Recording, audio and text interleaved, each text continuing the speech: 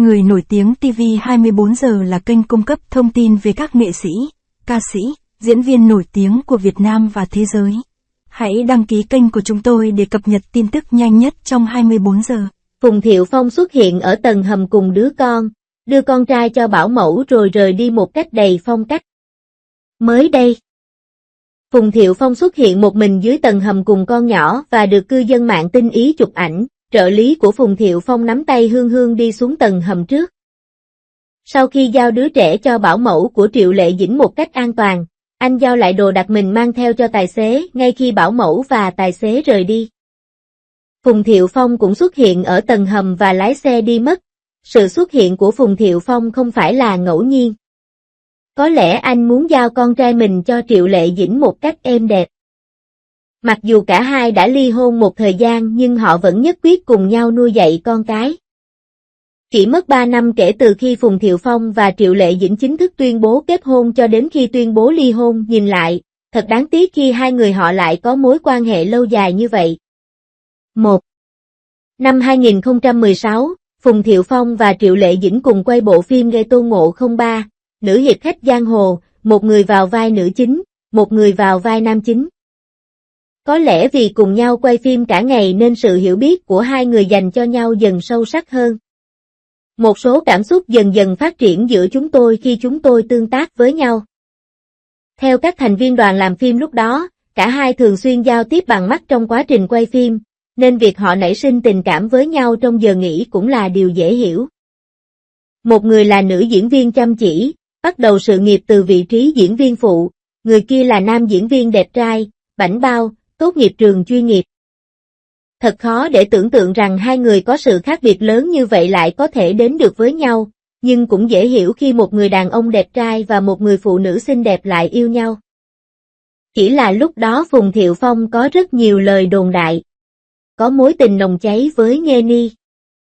Thật khó có thể tưởng tượng anh sẽ ở bên Triệu Lệ Dĩnh. Triệu Lệ Dĩnh vẫn luôn dính líu sâu sắc đến chính Phú cùng Trần Hiểu. Cho đến khi Trần Hiểu chính thức tuyên bố kết hôn với Trần Nghiên Hy, sự việc mới dần lắng xuống. Nhiều cư dân mạng tỏ ra nghi ngờ về mối quan hệ giữa Phùng Thiệu Phong và Triệu Lệ Dĩnh. Suy cho cùng, chẳng ai lạc quan về mối quan hệ của họ cả. 2. Kết hôn nhanh chóng. Ngày 16 tháng 10 năm 2018, Triệu Lệ Dĩnh và Phùng Thiệu Phong chính thức nhận được giấy chứng nhận kết hôn. Khi tin tức này được đưa ra, nhiều cư dân mạng tỏ ra không tin trước đó.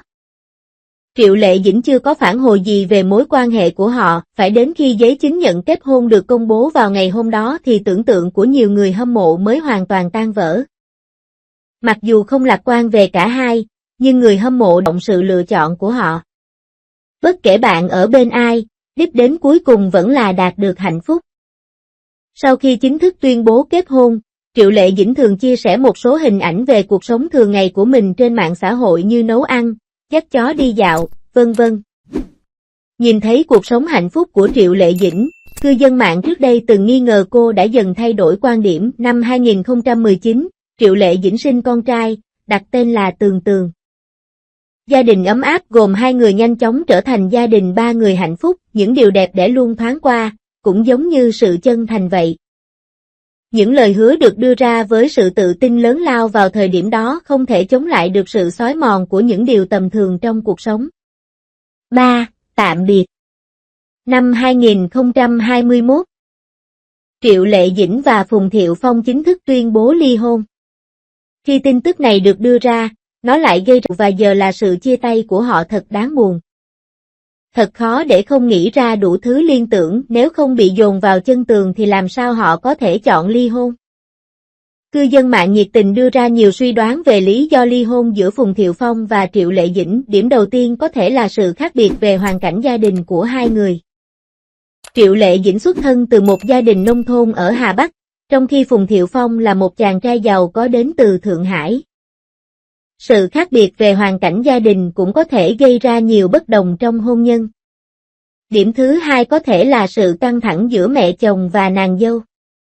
Theo người trong cuộc, mẹ của Phùng Thiệu Phong rất nghiêm khắc trong việc quản lý Triệu Lệ Dĩnh, thậm chí còn hỏi han cả trang phục và việc nhà của Triệu Lệ Dĩnh. Mối quan hệ căng thẳng giữa mẹ chồng và nàng dâu đã mang đến áp lực rất lớn cho cả Triệu Lệ Dĩnh và Phùng Thiệu Phong. Điểm thứ ba có thể là hai người có một số khác biệt mạnh mẽ và độc lập, là một nữ anh hùng thực thụ, trong khi Phùng Thiệu Phong lại dịu dàng và tinh tế. Hai người có quan điểm khác nhau về sự nghiệp. Điều này không tránh khỏi dẫn đến bất đồng quan điểm giữa họ về một số vấn đề. Nhưng cả hai đã xa nhau nhiều năm và cả hai đều đang tỏa sáng trong lĩnh vực của mình. Gia đình không bao giờ là đích đến cuối cùng của người phụ nữ. Hãy chọn những gì bạn yêu thích, theo đuổi và đấu tranh vì nó, nhận ra tình yêu đích thực dành cho bản thân và đạt được hạnh phúc. Sau khi ly hôn, sự nghiệp của Triệu Lệ Dĩnh ngày càng thăng hoa. Một số bộ phim truyền hình của bà đã trở thành hit của năm và bà đã giành được nhiều giải thưởng. Ngược lại, sự nghiệp của Phùng Thiệu Phong lại ảm đạm hơn nhiều. Bởi vì cách họ ly hôn, tôi nên nói thế nào nhỉ, có phần giống sách giáo khoa. Thông thường, việc ly hôn trong ngành giải trí rất tiếng trống rộn ràng, tiếng pháo nổ, cờ đỏ tung bay và đám đông người rất đông. Họ muốn đào bới lại tất cả những câu chuyện đáng xấu hổ của tổ tiên họ. Và nước bọt của họ đủ để làm một người chết đuối. Big S và Vương Tiểu Phi là một ví dụ. Đây thực sự là một chu kỳ mà một người tiếp quản và một người khác tiếp quản. Và những người chứng kiến đều cảm thấy mệt mỏi vì điều đó. Dương Mịch và Lưu Khải Uy khi đó đã có một trận cãi vã lớn, đủ loại tin đồn lan truyền khắp nơi. Nhưng còn Triệu Lệ Dĩnh và Phùng Thiệu Phong thì sao? Họ ly hôn trong im lặng, không cãi vã, không tiết lộ, và họ hiếm khi nhắc đến nhau trước công chúng. Bởi vì cuộc ly hôn của họ không giống như cuộc chia tay của hai kẻ thù, mà giống như cuộc chia tay của hai người bạn đời hơn. Nếu doanh nghiệp thất bại, hãy chia tay một cách thân thiện và thoát ra một cách đàng hoàng. Sự tử tế này phát từ trong xương tủy, nói cho tôi biết.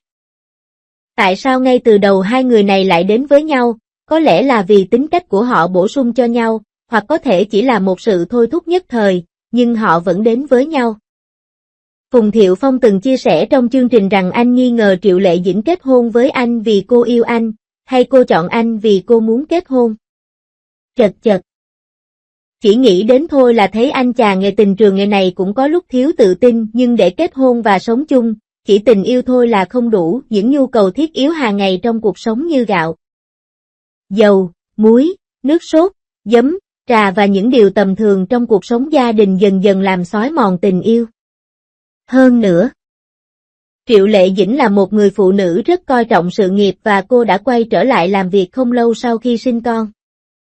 Ngành công nghiệp giải trí đang thay đổi rất nhanh đến nỗi nếu bạn không xuất hiện một ngày, bạn có thể bị.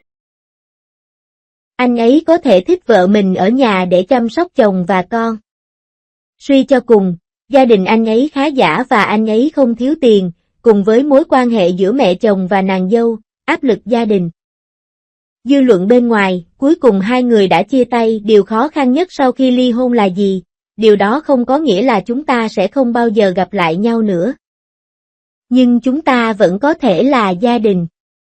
Trần Tư Thành từng nói, chúng tôi vẫn là gia đình ngay cả sau khi ly hôn.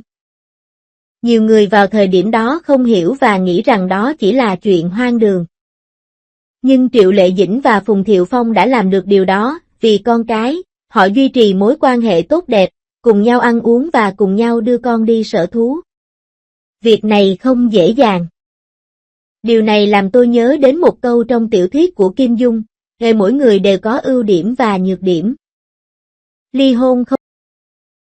Bạn nên tôn trọng nhau và tôn trọng chính mình. Tất nhiên, một số người sẽ nói rằng điều này là do họ là ngôi sao, họ có tiền và thời gian nên họ có thể tử tế như vậy.